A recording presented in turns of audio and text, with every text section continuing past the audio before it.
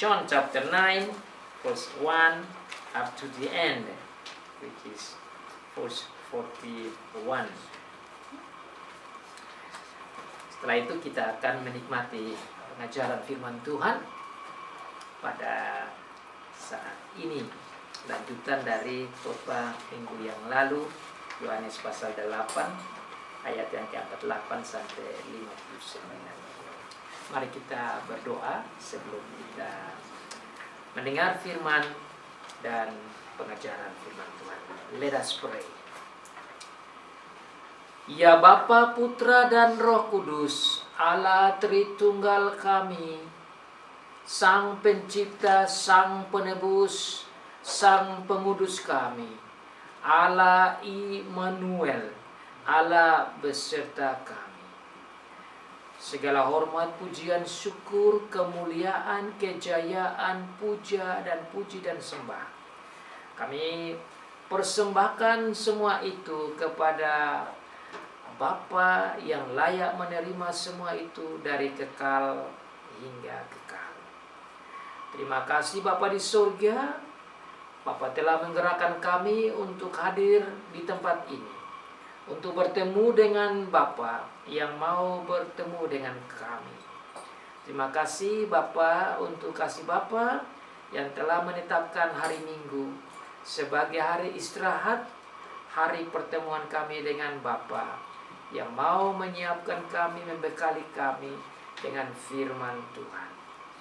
Bapa, kami siap untuk mendengar, menikmati pengajaran-pengajaran firman Tuhan. Bapa telah mencurahkan Roh Kudus dalam hati kami masing-masing dan berdiam dalam diri kami.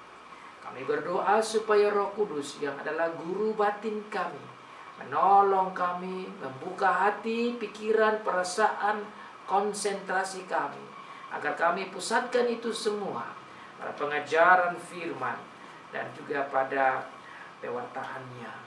Kami berdoa supaya Tuhan menghancur binasakan kuasa iblis yang datang mengganggu, menghalangi, merusak konsentrasi kami, agar kami boleh memusatkan pikiran, perhatian, perasaan kami kepada firman dan pengajarannya. Bapa di surga, Bapa tahu peristiwa yang terjadi tadi malam. Kami mohon supaya Bapa memberikan kepada kami damai, memberikan kepada kami saling mampu untuk mengampuni, memberikan kepada kami jiwa cinta kasih, memberikan kepada kami sukacita, karena itulah kerajaan surga. Bapa di surga, kami mohon supaya Bapa menolong kami semua, biar kami boleh menikmati ibadah kami dengan sukacita. Terima kasih Bapa di surga, firmanlah kepada kami, sebab kami sudah siap mendengarnya. Dalam nama Tuhan Yesus, kami memohon semua ini kepada Bapa di surga. Amin.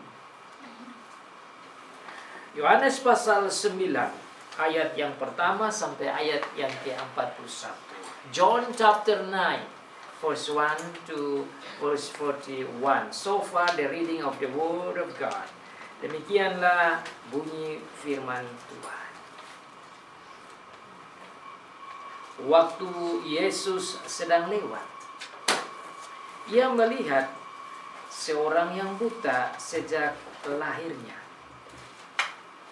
Murid-muridnya bertanya kepadanya, "Rabi, siapakah yang berdosa?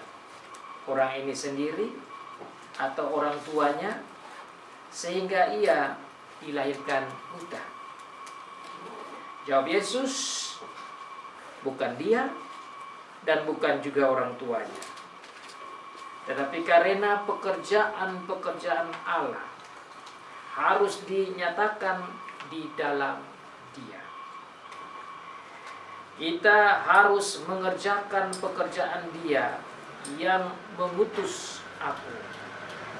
Selama masih siang, akan datang malam, di mana tidak ada seorang pun yang dapat bekerja.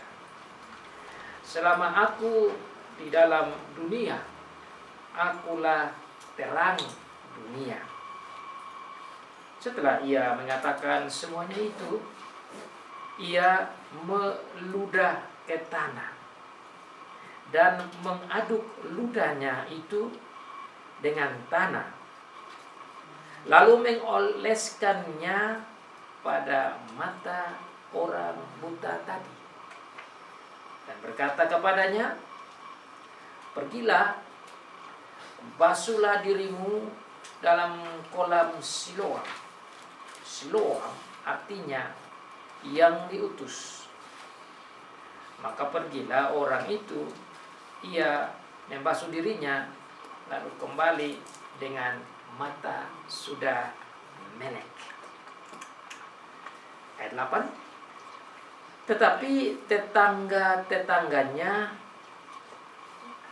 dan mereka yang dahulu mengenalnya sebagai pengemis berkata, "Bukankah dia ini yang selalu mengemis?" Ada yang berkata, "Benar, dialah ini." Ada pula yang berkata, "Bukan, tetapi ia serupa dengan dia." Orang itu sendiri berkata, "Benar, akulah itu." Kata mereka kepadanya, "Bagaimana matamu menjadi melek?" Jawabnya, orang yang disebut Yesus itu mengaduk tanah, mengoleskannya pada mataku, dan berkata kepadaku, "Pergilah ke Siloam dan basuhlah dirimu." Lalu aku pergi, dan setelah aku membasuh diriku, aku dapat lihat. Lalu mereka berkata kepadanya, "Di manakah dia?" Jawabnya, "Aku tidak tahu." Ayat 13. Lalu mereka membawa orang yang tadinya buta itu kepada orang-orang Farisi. Adapun hari waktu Yesus mengaduk tanah dan memelekkan mata orang itu adalah hari Sabat. Karena itu orang-orang Farisi pun bertanya kepadanya, "Bagaimana matanya menjadi melek?" Jawabnya, "Ia mengoleskan adukan tanah pada mataku, lalu aku membasuh diriku, dan sekarang aku dapat melihat." Maka kata sebagian orang-orang Farisi itu, "Orang ini tidak datang dari Allah, sebab ia tidak memelihara hari Sabat." Sebagian pula berkata, "Bagaimana seorang berdosa dapat membuat mujizat yang demikian?" Maka timbullah pertentangan di antara mereka.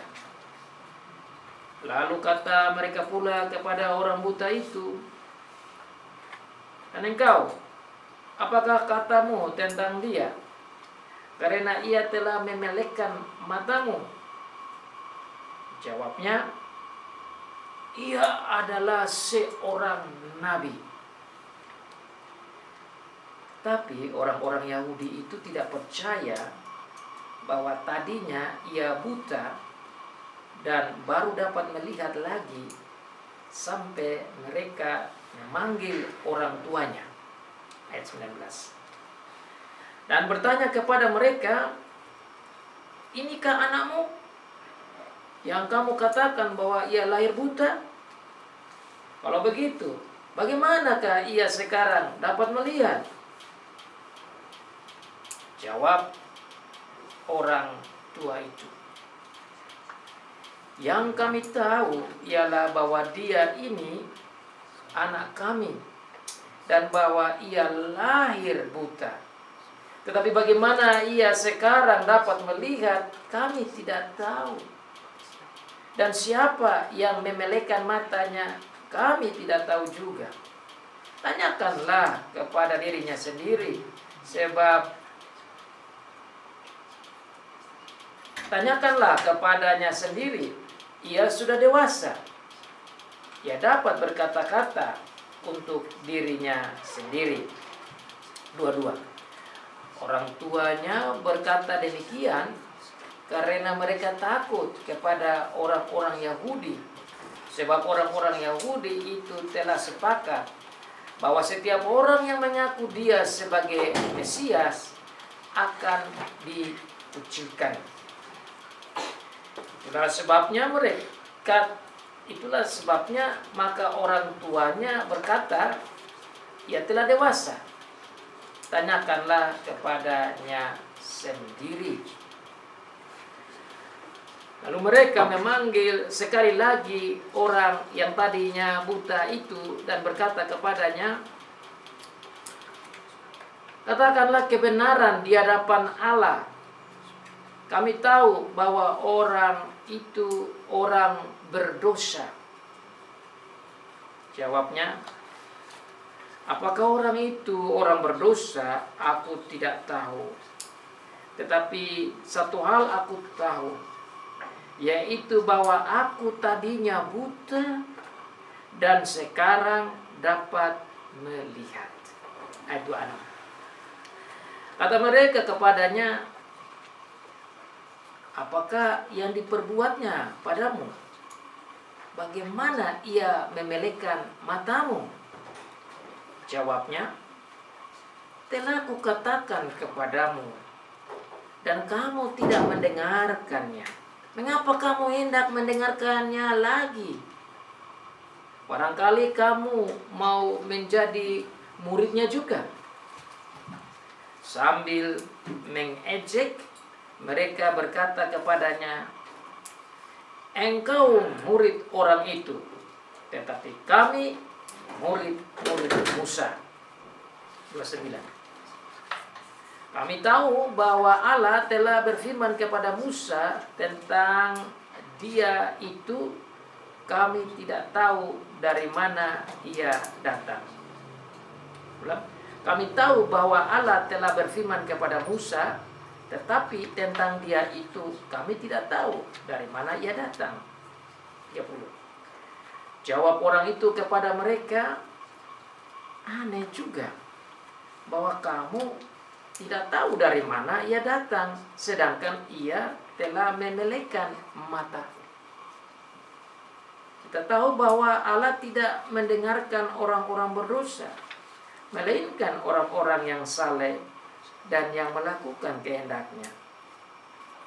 Dari dahulu sampai sekarang tidak pernah terdengar bahwa ada orang yang memelekkan mata orang yang lahir buta.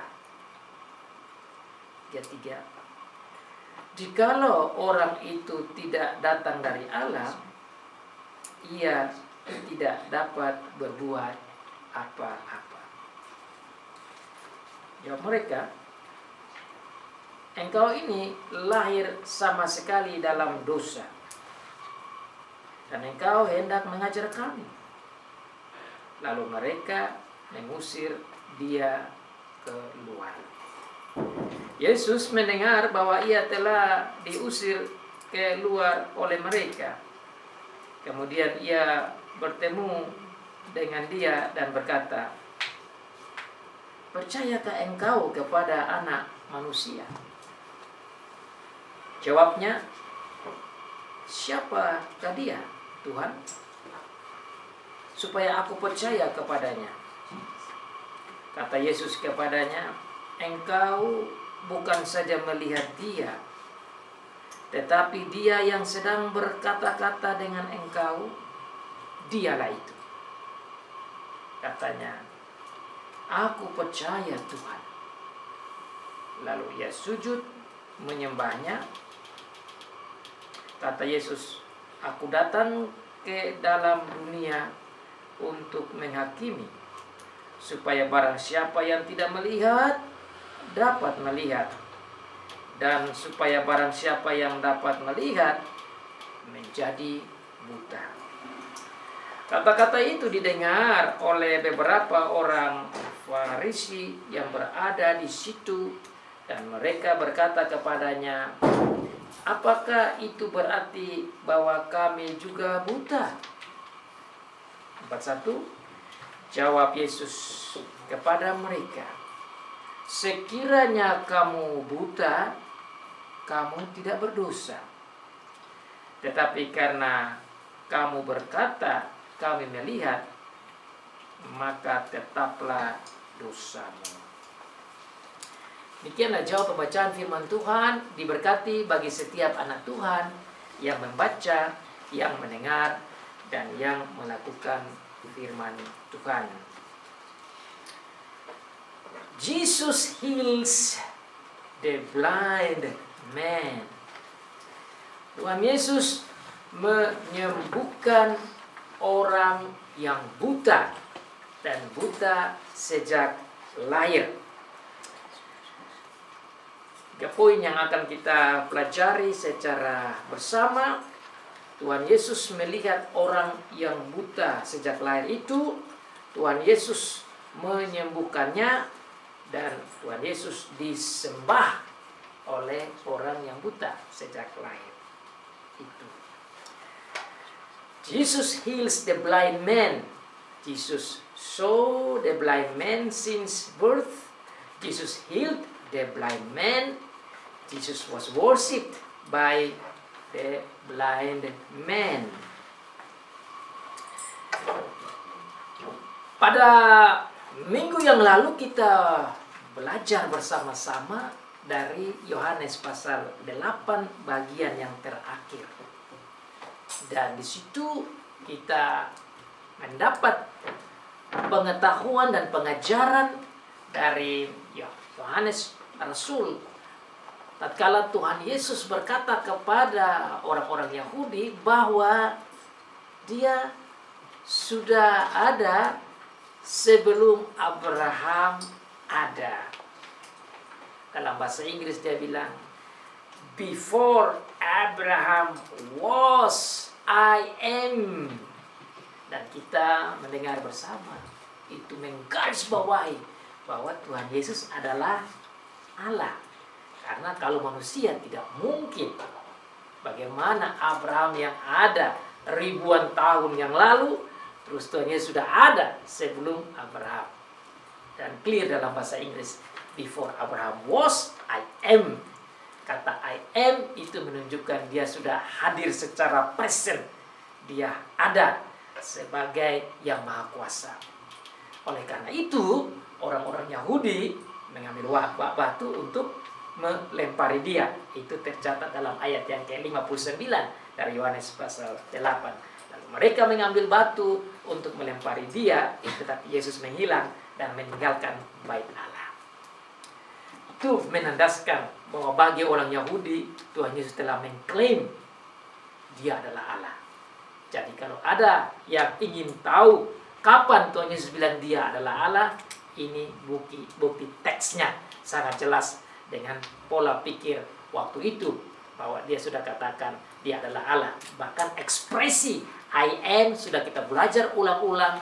I am, ego emi, ego emi, ego emi, itu adalah ekspresi ungkapan nama Allah di perjanjian lama, yang dibaca dengan selalu nama Tuhan dengan huruf besar semua, Tuhan, besar, capital letters. Itu adalah nama Allah perjanjian yang dalam bahasa Ibrani Yahweh.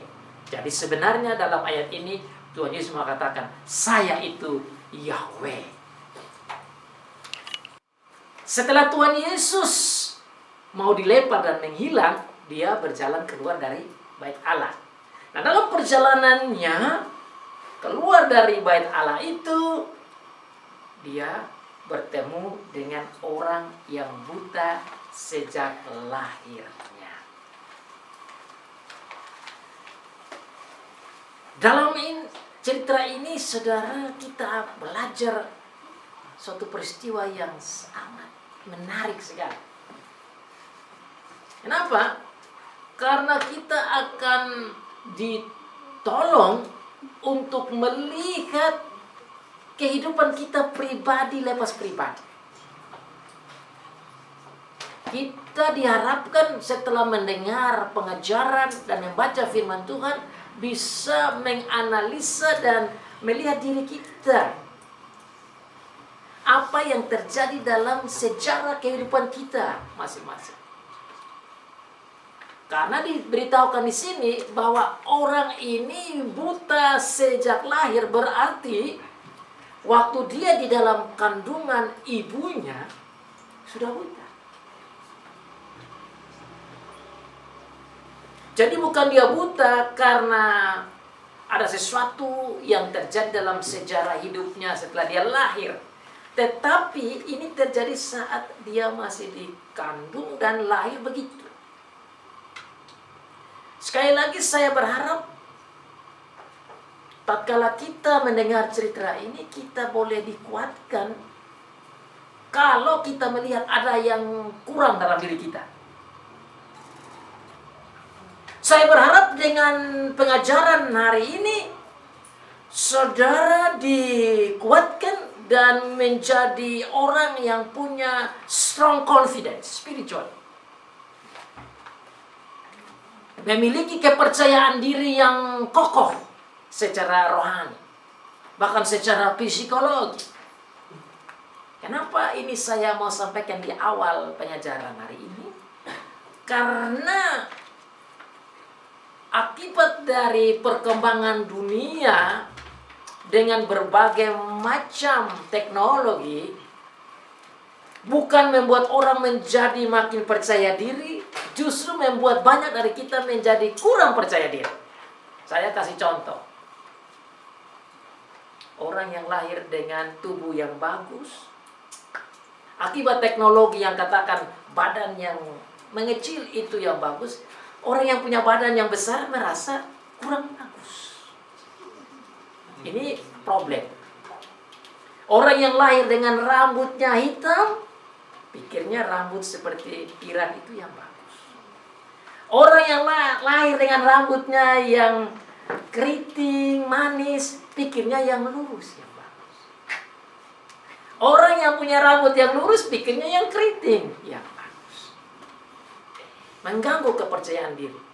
Orang yang lahir dengan kulit seperti sawo matang, pikirnya orang yang putih yang bagus, sehingga mereka mau mandi susu, katanya itu bisa putih dan tidak keluar panas. Dan orang-orang yang di luar negeri yang kulitnya putih, menurut mereka yang sawo matang yang bagus, sehingga harus jemur panas. Dan banyak cerita yang membuat rasa percaya diri hanya untuk fisiknya saja itu terganggu. Itu baru orang yang normal-normal saja. Tetapi bisa saja juga ada di antara kita yang mendengar pengajaran saat ini melihat kekurangan yang lebih daripada itu lagi, selain yang tadi saya sebut. Yang merasa bahwa dia kurang dari orang yang lain. Yang merasa bahwa dia sepertinya tidak sempurna sebagaimana seharusnya.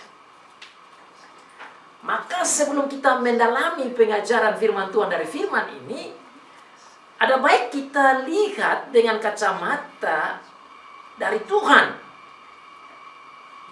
Karena standar kesempurnaan pribadi lepas pribadi, apakah kesempurnaan fisik, kesempurnaan secara non-fisik, kesempurnaan intelektual, maupun kesempurnaan jiwa yang lain sebagainya, standarnya itu banyak yang salah gunakan.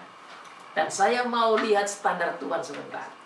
Dan saya harap dengan mendengar ini, mindset pola pikir kita, pandangan hidup kita harusnya dirubah. Karena kita cenderung untuk menggunakan worldly standards of life rather than heavenly, biblically standard of life. Hari ini kita belajar tentang bagaimana melihat standar hidup yang Tuhan atur. Yang harusnya membuat kita merasa percaya diri, haruslah membuat kita kuat, haruslah membuat kita bersemangat, haruslah membuat kita bersukacita, haruslah membuat kita memberikan statement dan bersyukur kepada Tuhan atas hasil ciptaan Tuhan bagi kita. Seperti yang Tuhan katakan dalam Mazmur 139 ayat yang ke-14. Dan saya mau saudara buka ayat itu. Mazmur 139 ayat 14. Psalm 139 verse 14. Sekali lagi, Mazmur 139. Kita baca itu secara bersama-sama.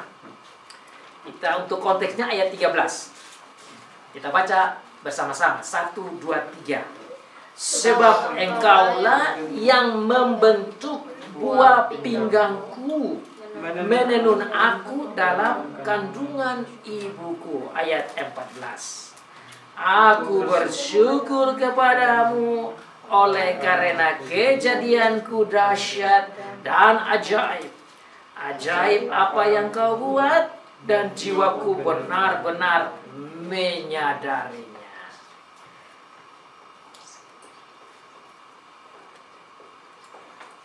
Apakah saudara rasa saudara ajaib? Yes. Apakah saudara merasa dan yakin saudara adalah dahsyat? Yes. Kalau saudara aminkan ini, apapun yang Tuhan buat, harusnya kita bilang, saya dahsyat dan saya ajaib. Dan sebentar kita akan saksikan lebih dalam. Orang yang buta sejak lahir ini, Tuhan Yesus jawab kepada murid-muridnya, itu bukan dosa dia. Itu juga bukan dosa orang tuanya. Saudara, kadang kita melihat diri kita dan menggunakan standar dunia. Yang tadi saya bilang standar-standar dunia. Sehingga kita mulai mengatakan, oh ini salahnya Tuhan. Oh ini salahnya orang tua saya. Oh ini salahnya diri saya. Kenapa? Karena kita menggunakan standar dunia, bukan standar Alkitabiah. Hari ini kita belajar standar Alkitabiah. Tuhan Yesus katakan dia buta. Kalau buta itu secara kacamata dunia, ini adalah orang cacat. Ini orang tidak sempurna. Karena dia kehilangan matanya, dua-dua matanya. Dia tidak bisa melihat. Dan akibat dia tidak bisa melihat, dia juga tidak bisa bekerja untuk mencari nafkah hidupnya. Sehingga dalam konteksnya diberitahukan bahwa dia hanya bisa mencari hidup dengan mengemis. Nah saudara, bukankah orang ini cukup menderita? This person was suffering. Suffering since he was born. Even before he was born. Dia menderita sejak dikandung sampai lahir, sampai dia menjadi dewasa. Tapi penderitaannya itu kita lihat bukan kesalahan dia, bukan kesalahan orang tuanya juga. Itu kata Tuhan Yesus sebagai Tuhan. Dan statement yang penting yang perlu kita garis bawahi dan catat, Tuhan Yesus bilang begini. Tetapi karena pekerjaan-pekerjaan Allah harus dinyatakan di dalam. Itu yang harus kita garis bawahi. But the works of God must be revealed through Him or by Him. Lewat dia, pekerjaan Allah itu akan dinyatakan. Boleh dikatakan lewat dia Allah akan dimuliakan. Dan itu terjadi lewat orang ini. Nama Tuhan dimuliakan. Tuhan Yesus diakui sebagai Allah. Dan kita juga belajar bersama-sama. Makanya saudara, tatkala kita belajar dari cerita tentang orang buta yang disembuhkan secara lain, kita juga harus menarik kesimpulan untuk diri kita sendiri. Siapa saya? Bagaimana saya? Apakah saya pernah menggerutu, mengomel tentang diri saya? Kenapa saya pernah merasa rendah diri oleh karena saya melihat kekurangan saya dengan standar dunia tadi? Harusnya kalau kita pernah mengatakan begitu dan hilang confidence dan hilang percaya diri, kita harus katakan bahwa saya hadir secara ajaib dan dahsyat agar lewat saya nama Tuhan dimuliakan. Agar lewat saya pekerjaan-pekerjaan Tuhan dinyatakan. Dan kalau ini saudara dan saya pegang, maka kita akan menjadi the amazing instruments of God for His glory. Kita bisa menjadi alat yang luar biasa untuk kerajaan Tuhan.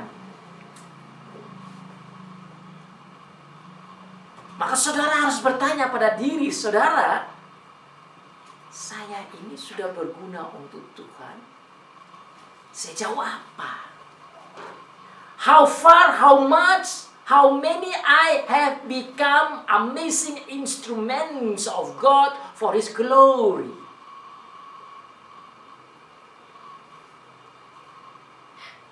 Di dalam kekurangan orang ini, nama Tuhan dimuliakan. Sekarang saudara harus lihat. Saudara ajaib, saudara dahsyat. Maka, berapa banyak kedahsyatan saudara yang harus saudara tunjukkan dan gunakan untuk nama Tuhan dimuliakan.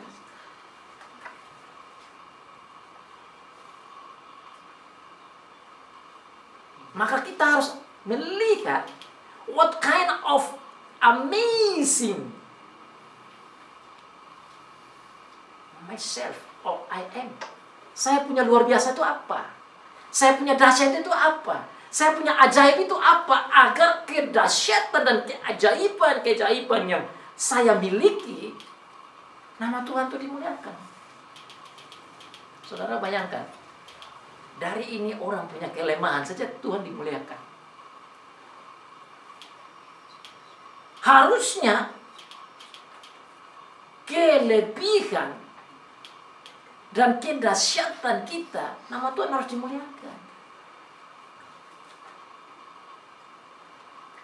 Oleh karena itu saudara, tatkala kita belajar dari firman Tuhan hari ini, saya ingin kita semua pulang dan mulai saat ini berkata kepada diri bahwa setiap yang saya punya harus saya gunakan untuk kemuliaan Allah. Baru saya bisa bersyukur bahwa saya ini ajaib dan dahsyat.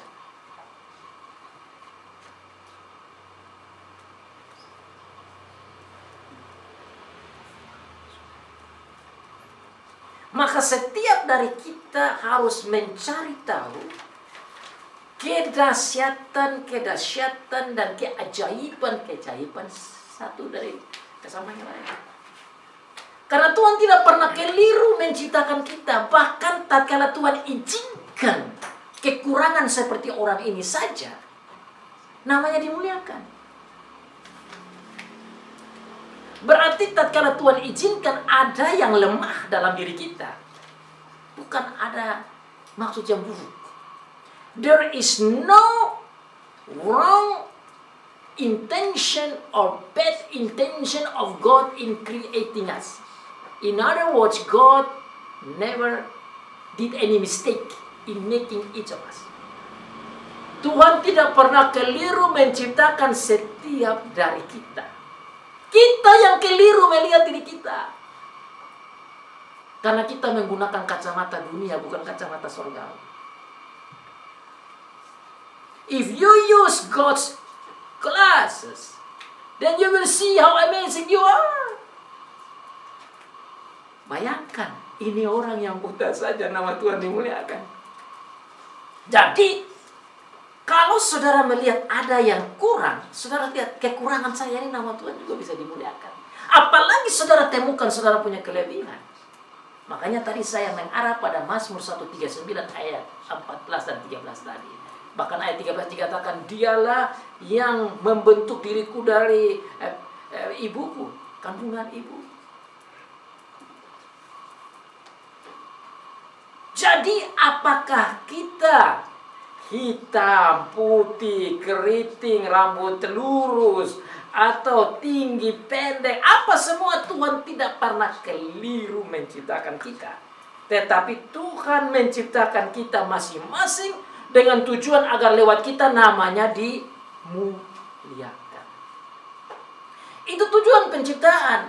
Makanya saudara lihat dalam Roma pasal yang ke-12 ayat 1 dan ayat 2. Demi kemurahan Allah, kata firman Tuhan, aku menasihatkan kamu untuk mempersembahkan seluruh tubuhmu sebagai persembahan yang hidup, yang kudus, dan berkenan kepada Allah. So we are to offer all our members of our body to glorify God as a living, holy, and pleasing sacrifice to God. Itu yang namanya ibadah yang sejati. Seperti kita datang beribadah, seperti begini. Kita beribadah supaya memuliakan Tuhan. Kita datang beribadah supaya mempersembahkan yang kudus. Tetapi dalam hidup kita sehari-hari, itu juga harus menjadi ibadah yang sejati. Tuhan mengizinkan peristiwa terjadi pada orang yang buta secara lahir ini, supaya dalam kehidupannya menjadi kehidupan yang memuliakan Allah. Nah, saudara lihat, tatkala Tuhan melihat dia, Tuhan Yesus melihat dia, dan Tuhan Yesus katakan bahwa pekerjaan Allah harus dinyatakan lewat orang ini. Dan kalau lewat orang ini, harus juga lewat kita. Dan orang ini menjadi the tools, instruments, alat dalam tangan Tuhan supaya nama Tuhan dimuliakan. Nah, saudara lihat cara Tuhan Yesus memberikan penyembuhan kepada dia. Ini satu hal yang hampir tidak pernah didengar. Bahkan dalam sejarahnya belum ada orang yang bisa sembuhkan orang yang buta sejak lahir. Dan cara Tuhan Yesus menyembuhkan orang ini, dia mengeluarkan ludahnya dari mulutnya ke tanah, terus dia mengaduk-aduk ludah sama tanah itu, terus dia mengoleskan ke mata orang. Ini tidak masuk akal. Bagaimana orang bisa sembuh seperti begitu? Dunia kedokteran kemungkinan besar itu harus bawa dan dioperasi. Tapi operasi yang buta sejak lahir itu tidak bisa lihat juga. Saya belum pernah dengar orang yang buta sejak lahir itu dioperasi dan bisa lihat.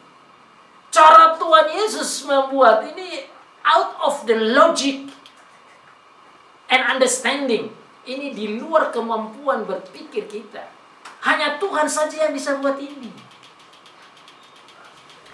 Only God, the one who is almighty person, that can do things like this.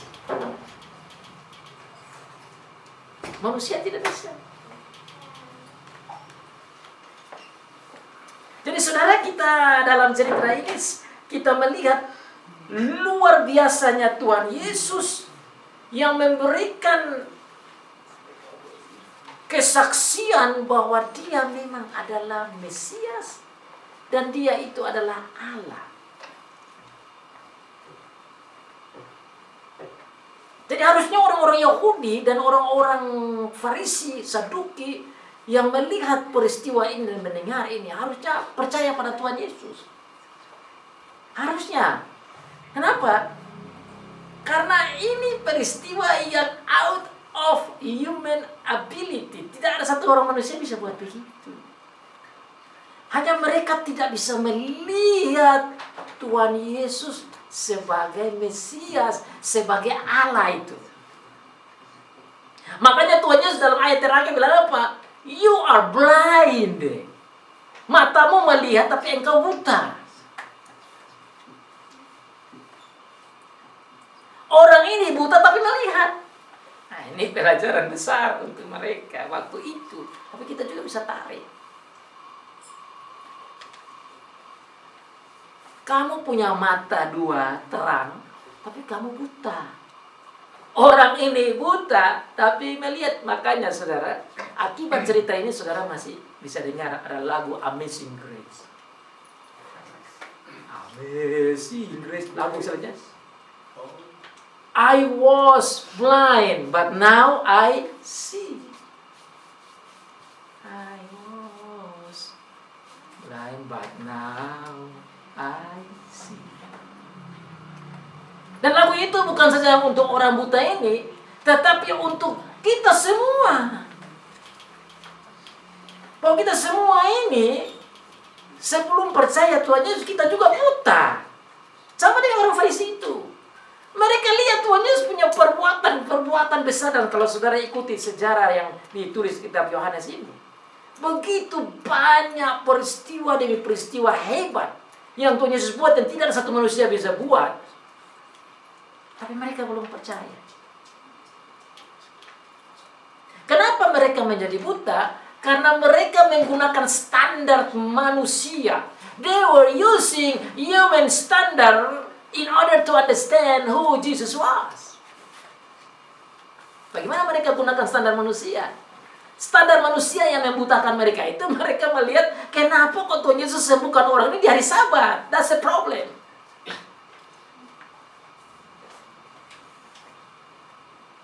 Mereka tidak ingat bahwa seperti Tuhan Yesus katakan yang tadi kita baca itu, dikatakan di sini bahwa hari Sabat diadakan untuk manusia, bukan manusia untuk hari Sabat. Anak manusia adalah Tuhan dari hari Sabat. Karena Tuhan Yesus Tuhan atas Sabat, ya dia bisa buat di situ. Dia mau kasih tahu kepada mereka bahwa hari Sabat pun harus kita buat untuk Tuhan dimuliakan. Tapi karena mereka menggunakan standar manusia, mereka melihat bahwa Tuhan Yesus ini sudah salah. Karena aturan bagi mereka itu Sabat itu tidak boleh buat apa-apa. Saudara, ini orang-orang rohani waktu itu. Ini orang-orang ini yang kayak zaman sekarang ini, pendeta, ketua sinode, ini orang-orang tinggi-tinggi semua nih, yang secara spiritual mereka berpengaruh sekali. Tapi justru mereka buta karena gunakan standar manusia tadi. Makanya saudara, kita ikut firman Tuhan ini, kita harus berpikir dan mengambil keputusan-keputusan berdasarkan standar Tuhan, jangan standar manusia yang tadi saya bilang itu. Standar-standar dunia itu bisa menjadi batu sandungan untuk kita melihat cara Tuhan bekerja. You must use the standard of God in order to enjoy your life. If you use the human standard, worldly standard, it will destroy you. Ini yang terjadi. Orang-orang ini menjadi sulit menerima Tuhan Yesus, dan harusnya mereka bersukacita bersama Tuhan Yesus yang datang untuk mereka. Tapi mereka tidak bisa menikmati itu. Bahkan mereka menyusahkan Tuhan Yesus. Bahkan mereka katakan, ini orang berdosa, dan mereka pusing sendiri. They were confused. Kenapa mereka pusing? Karena mereka menghadapi kenyataan, ini orang berdosa, kok bisa buat mujizat? Bagaimana bisa? Kok bagaimana Tuhan mendengar orang berdosa ini? Ya, maka terjadi dividing. Di pihak lain mereka bilang, wah ini kok dia bisa buat mujizat? Di pihak lain, orang berdosa tidak boleh bisa buat mujizat. Maka mereka mulai mencari tahu, cari data kira-kira bagaimana supaya Tuhan Yesus ini jangan diakui. Karena tadi mereka menggunakan standar manusia itu, sehingga mereka mesti cari strategi untuk menyalahkan Tuhan Yesus. Caranya bagaimana? Mereka interogasi, penyelidikan pertama kepada orang itu. Bagaimana engkau bisa sembuh? Bagaimana engkau bisa melihat?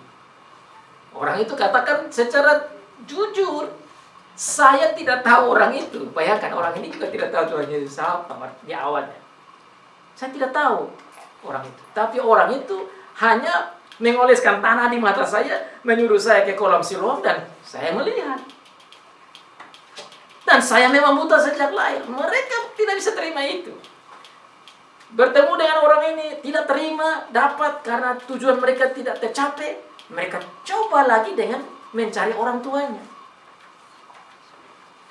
Pergi bertanya ke orang tuanya, dan orang tua juga katakan bahwa ya ini anak kami. Anak kami ini memang lahir secara demikian. Waktu lahir dia sudah buta.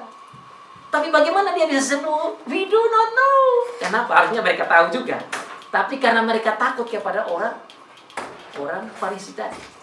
Dan saudara bisa bayangkan pengaruhnya orang Farisi yang begitu mengontrol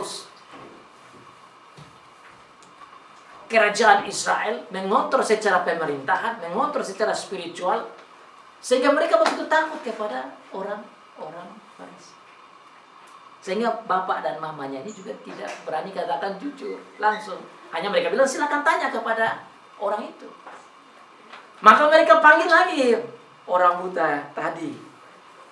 Tanya yang sama.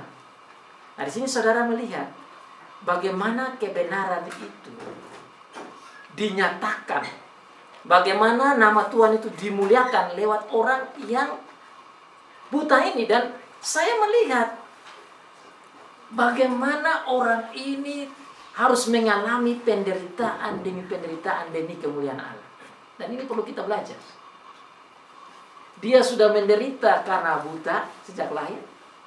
Sekarang dia harus menderita lagi bertemu dengan pimpinan-pimpinan rohani yang menghakimi dia sekaligus menghakimi Tuhan Yesus. Dan luar biasa Tuhan menggunakan orang yang buta ini, yang harusnya low confidence, yang harusnya hilang percaya diri, tetapi justru orang yang lemah, yang boleh kita katakan cacat ini, berani mempertahankan kebenaran dan berani menyatakan kebenaran. Yang itu kita belajar. Kenapa dia berani menyatakan kebenaran? Karena dia menggunakan standar Alkitabiah. Dia menggunakan standar surgawi. Dia menggunakan standar Tuhan. Sehingga dia nyatakan apa yang ada. Dia bilang, saya memang buta sejak lahir. Tetapi saya disembuhkan oleh orang ini, dan saya yakin orang ini adalah prophet. Orang ini adalah nabi. Jadi sudah kelihatan Tuhan mulai bekerja secara luar biasa di dalam orang buta ini. Yang harusnya takut terhadap orang-orang Yahudi, takut kepada orang-orang Farisi, takut pada pimpinan-pimpinan rohani waktu itu. Tetapi dia justru lebih takut kepada Tuhan. Sehingga dia katakan Tuhan Yesus adalah nabi. Ini statement yang berani sekali. Kenapa? Karena statement yang begini justru membuat orang Yahudi dongkol. Membuat orang Farisi dongkol. Marah. Maunya mereka, orang ini katakan bahwa orang yang tadi itu orang berdosa. Tuhan Yesus orang berdosa. Tetapi keinginan mereka tidak tercapai. Karena mereka berhadapan dengan kebenaran. Dan orang ini saudara, di dalam jawabannya itu, selain dia bilang Tuhan Yesus adalah nabi, dia berani katakan kepada orang-orang Yahudi, apa kamu mau menjadi murid dia? Ini kebenaran ini berani sekali. Ini orang yang sudah dibaharui, dirubah oleh Tuhan untuk berani menyatakan kebenaran demi kemuliaan Allah. Saudara lihat resiko yang dia terima setelah itu.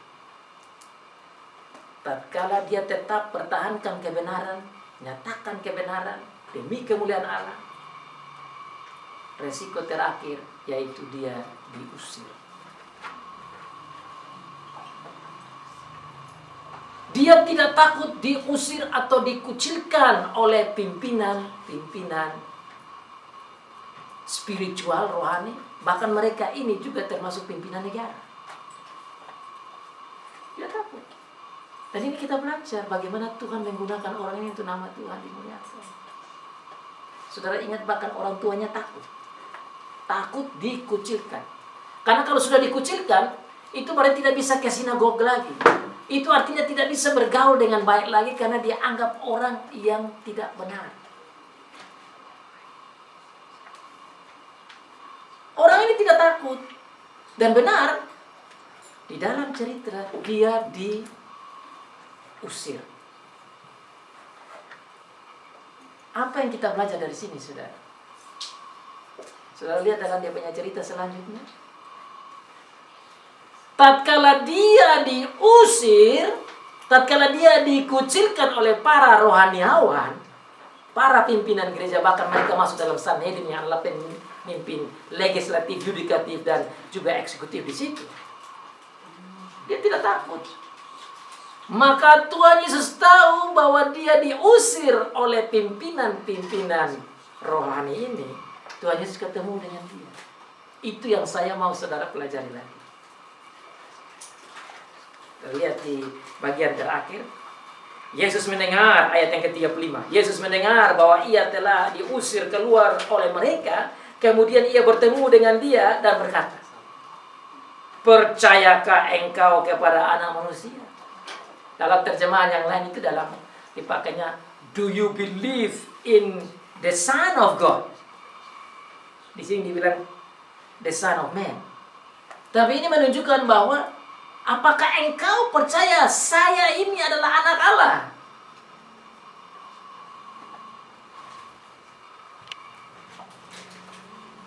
Kenapa Tuhan Yesus katakan begini? Karena Tuhan Yesus tahu bahwa orang ini telah diusir keluar dari, anggaplah, gereja. Justru Tuhan Yesus datang mencari orang ini. Tatkala kita itu diperhadapkan dengan kebenaran, dan kita harus nyatakan kebenaran, kita kadang-kadang takut. Karena sebentar, kalau tidak bersama dengan kelompok orang-orang yang pikir benar, kita bisa dikucilkan. Itu dalam bahasa psikologi namanya peer pressure. Akibat dari tekanan-tekanan kelompok, kita takut dikeluarkan dari kelompok itu. Orang ini tidak takut dikeluarkan oleh pimpinan-pimpinan rohani. Dan saudara lihat yang terjadi. Tatkala dia dibuang keluar, sekali lagi saudara yang baik-baik, tatkala dia dibuang keluar, Tuhan Yesus memeluk. Itu yang saya mau garis bawahi. Orang ini dilempar keluar, Tuhan Yesus memeluk dia.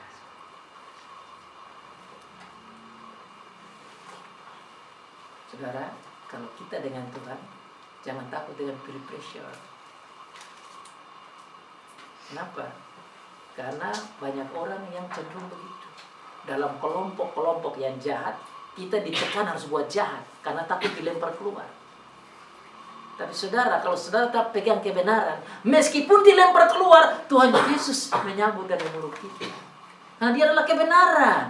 Dan dia mau kita ada dalam kebenaran. Jangan takut.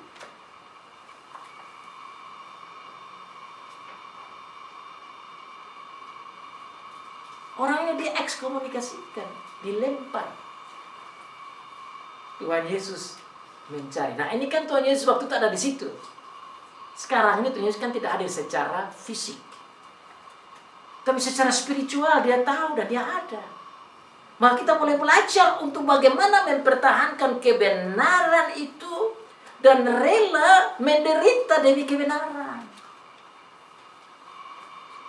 Orang ini menderita karena kebenaran.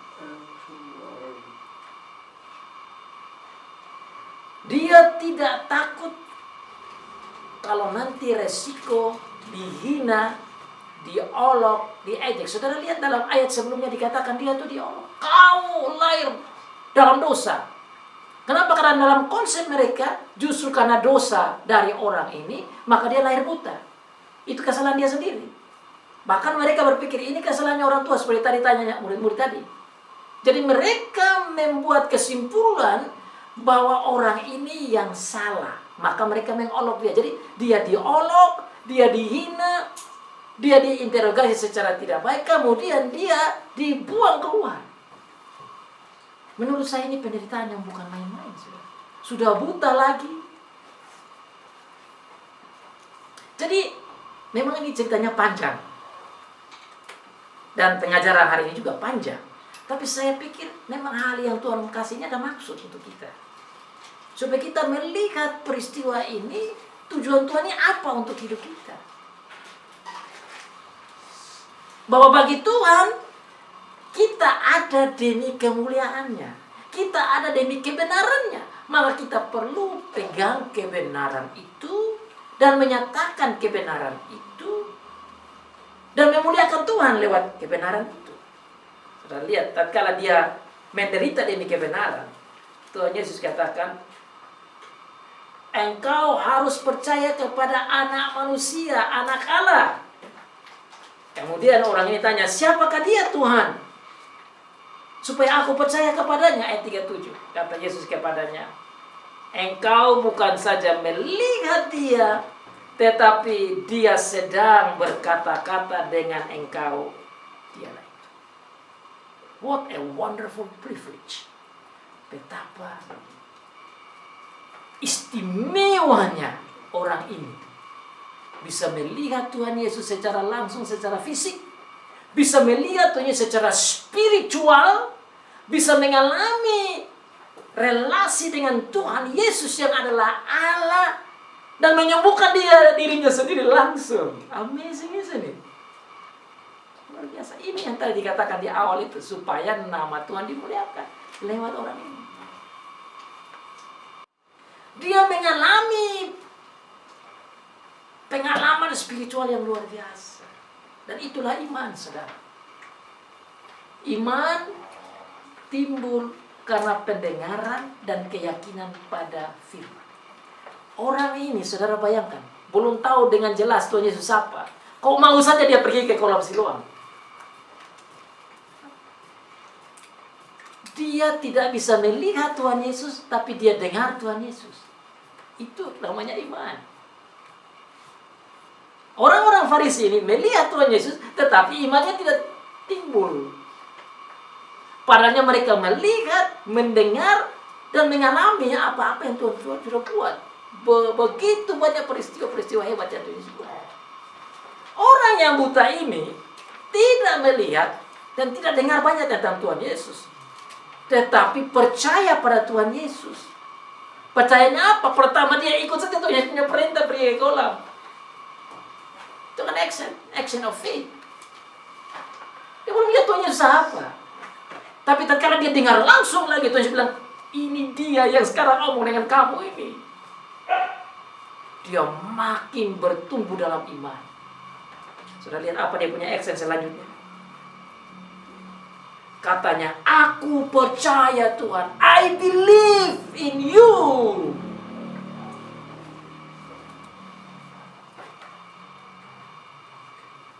Iman timbul di sini, saudara. Orang yang sederhana ini, orang yang tidak belajar ini, orang yang pengemis ini, orang yang buta ini, kok bisa mengambil tindakan yang jauh lebih luar biasa dari orang-orang Farisi tadi. Orang-orang Farisi tidak percaya, dia percaya. Dan dia bukan berkata dengan kata-kata saja, I believe. Tapi dia action yang berikut. Sudah lihat dia punya action berikut. Dia apa? Sujud menyembah.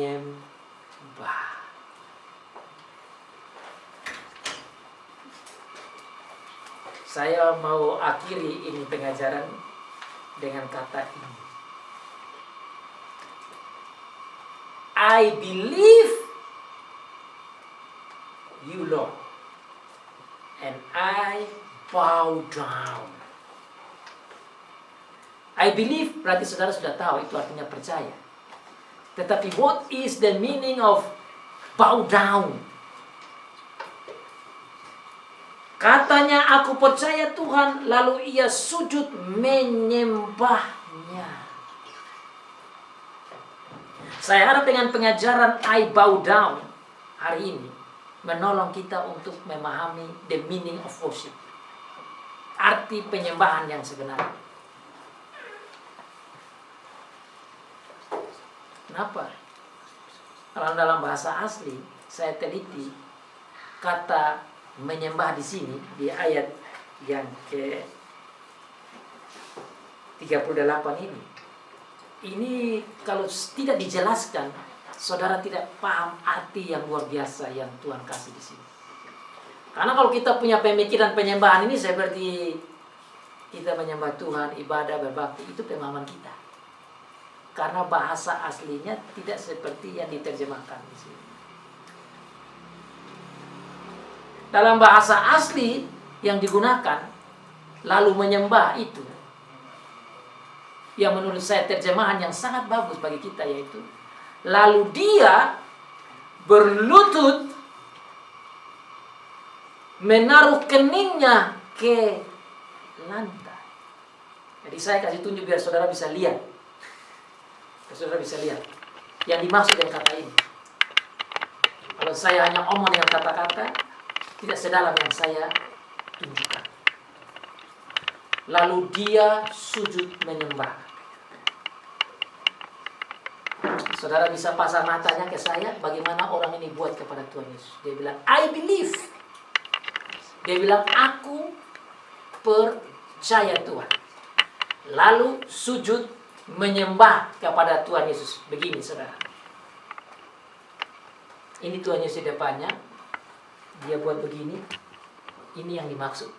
Kemudian dia buat begini. Saudara bisa melihat itu yang dimaksud. Lalu dia menyembah. Lututnya ditaruh ke bawah. Kepalanya diturunkan. Saya tunjuk ulang lagi karena anak saya baru masuk. Dengar baik-baik. Yang dimaksud I believe. Aku percaya. Yang Victor lihat baik-baik. Itu yang dia buat. I believe in you and I bow down. Dia menyembah.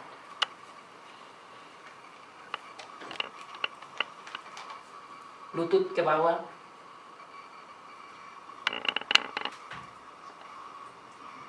Itu dia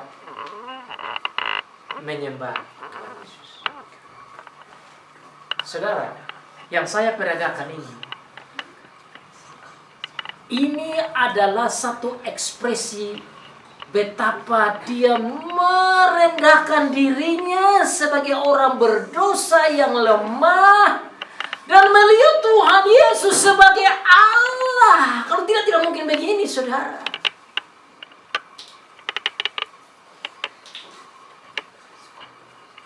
Ini yang dimaksud nama Tuhan dimuliakan lewat orang buta ini. Ini yang dimaksud dia melihat secara rohani. Ini yang harus kita juga lihat Tuhan seperti begitu.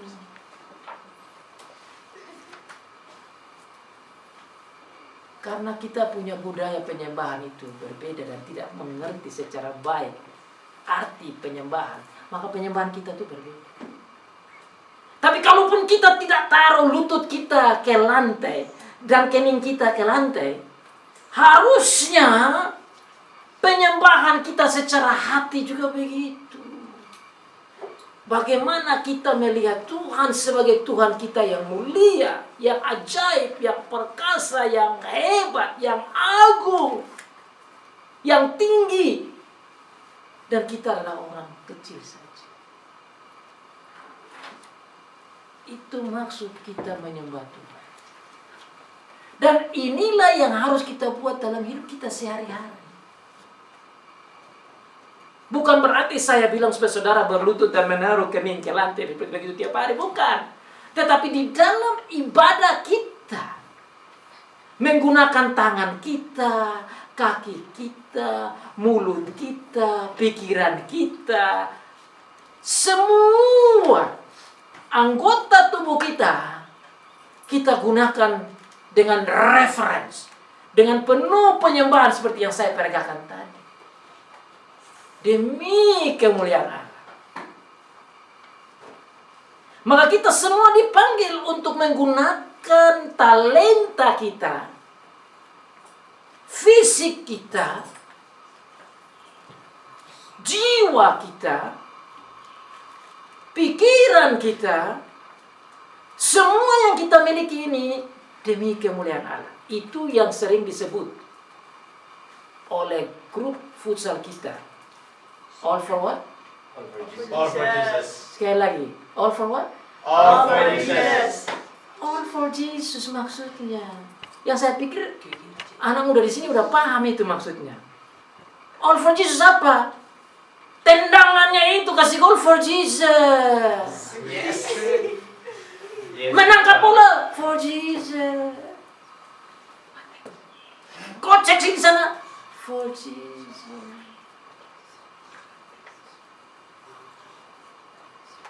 Bukan for me. Nah, ini yang problem. Kadang-kadang kita pikir that's for me. Tapi kalau kita nyatakan all for Jesus, ingatlah yang tadi saya peragakan. Kalau saudara main bola, main voli apa saja, tatkala kita buat itu, harus ingat all for Jesus. Seakan-akan saudara menaruh lutut saudara di lantai dan menaruh kening di lantai. All for Jesus.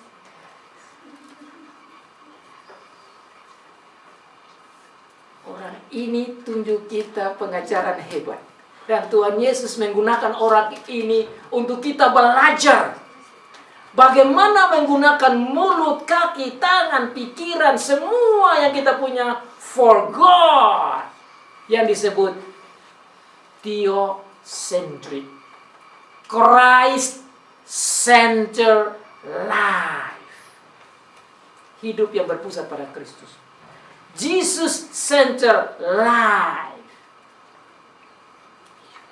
Yang kita dengar juga dengan channel kita, Christ-centered preaching teaching. Ini yang Tuhan mau, supaya dalam seluruh keberadaan kita, namanya dimuliakan. Makanya tadi saya katakan di awal dari pengajaran, Minggu di awal dengan hari Minggu. Hari pertama itu hari Minggu. Supaya hari Minggu yang pertama ini kita muliakan Allah, hari Senin, Selasa, Rabu, Kamis juga sama, all for Jesus.